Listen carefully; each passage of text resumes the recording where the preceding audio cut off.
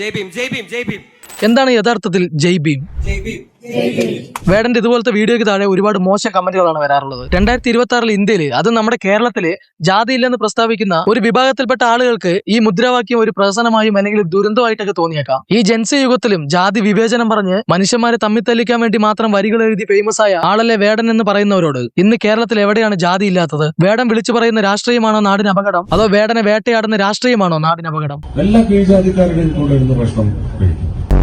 ഇനി ജാതിയും മതവും ഇല്ലെന്ന് പറയപ്പെടുന്ന കേരളത്തിലെ പരസ്യമായിട്ടല്ലേ കേരള നായർ മാട്രിമോണിയും പുലയ മാട്രിമോണിയും മാപ്പിള മാട്രിമോണിയും ലാറ്റിൻ കത്തോലിക്ക മാട്രിമോണിയും പ്രവർത്തിക്കുന്നത്? അതിന്റെ ഇടയിൽ കൂടെ ഒരു ജാതി ഒരു മതം ഒരു ദൈവം എന്ന് പഠിപ്പിച്ച ശ്രീനാരായണ ഗുരുവിനെ പിടിച്ച് SNDP മാട്രിമോണിയിൽ കൊണ്ടിരുത്തിയിരിക്കുന്നു. ഇനി ഇതെല്ലാം അങ്ങ് മാറ്റിവെച്ചാലേ വളർന്നു വരുന്ന തലമുറകൾ പഠിക്കുന്ന സ്കൂളിന്റെ പേരിൽ വരെ വിവേചനമുള്ള നാട്ടിൽ നിന്നുകൊണ്ടാണ് ജാതി ഇല്ലെന്ന് അവർ പറയുന്നത്. അല്ലെങ്കിൽ പിന്നെ എന്തുകൊണ്ട് ഇന്ന് ഒരിടത്തും ഹ്യൂമാനിറ്റി സ്കൂൾ എന്നോ ഇക്വാലിറ്റി പബ്ലിക് സ്കൂൾ എന്നോ കേരള മോഡൽ സ്കൂൾ എന്ന തരത്തിലുള്ള പേരുകൾ സ്കൂളുകളിൽ കൂടുതലായിട്ട് കാണാതിരിക്കുന്നത്? ഇപ്പോഴും വേടനെ തെറിവിളിക്കുന്നവരുടെ മക്കൾ പഠിക്കുന്നത് NSS സ്കൂളിലോ സെന്റ് തോമസ് സ്കൂളിലോ MES സ്കൂളിലോ ആയിരിക്കും. ഇനിയിപ്പോ ആ സ്കൂളിന്റെ പേരിലല്ലേ അങ്ങനത്തെ വിഭജനങ്ങളൊക്കെ ഉള്ളൂ. വിദ്യാഭ്യാസത്തിന്റെ സിസ്റ്റത്തിൽ അങ്ങനെയൊന്നും ഇല്ലല്ലോ എന്ന് വാദിക്കുന്നവരെ ഓർക്കാനായിട്ട്, പണ്ട് ഈ പേരിലേക്ക് സ്കൂളുകൾ പണിയാൻ തുടങ്ങിയ കാലം തൊട്ട് താഴ്ന്ന ജാതിക്കാർക്ക് അമ്പലങ്ങളിൽ കയറാൻ പറ്റാത്ത പോലെ വിദ്യാഭ്യാസവും നിഷേധിക്കപ്പെട്ടിട്ടുണ്ടായിരുന്നു. അന്ന് സർക്കാർ സ്കൂൾ കുറവായതുകൊണ്ട് ജാതിമത സംഘടനകൾ തന്നെ സ്കൂളുകൾ നിർമ്മിക്കുകയും സ്വന്തം വിഭാഗക്കാർക്ക് മാത്രം മികച്ച വിദ്യാഭ്യാസ സൗകര്യങ്ങൾ അനുവദിക്കുകയും ചെയ്തു. ഇന്ന് വിദ്യാഭ്യാസം എല്ലാവർക്കും ലഭ്യമാണെങ്കിൽ പോലും ജാതിമത ലേബല് ഇപ്പോഴും വിദ്യാർത്ഥികളുടെയും സ്കൂളുകളുടെയും പേരിൽ നിലനിൽക്കുന്നുണ്ട്. എല്ലാവർക്കും പ്രവേശനമുണ്ടെന്ന് പറയുന്നുണ്ടെങ്കിലും സ്കൂളിന്റെ പേരിൽ തന്നെ ജാതിമതം കലരുമ്പോൾ കുട്ടികളുടെ മനസ്സിൽ ചെറുപ്പം മുതൽക്കേ ഐഡന്റിറ്റി ഡിവിഷൻ ഉടലെടുക്കുന്നു. നമ്മുടെ സ്കൂൾ അവരുടെ സ്കൂൾ എന്ന മാനസിക വേർതിരിവ് രൂപപ്പെടുന്നു. എന്തിനധികം പറയുന്നു, ഇഷ്ടപ്പെട്ട ഒരു ആഹാരം കഴിച്ചാല്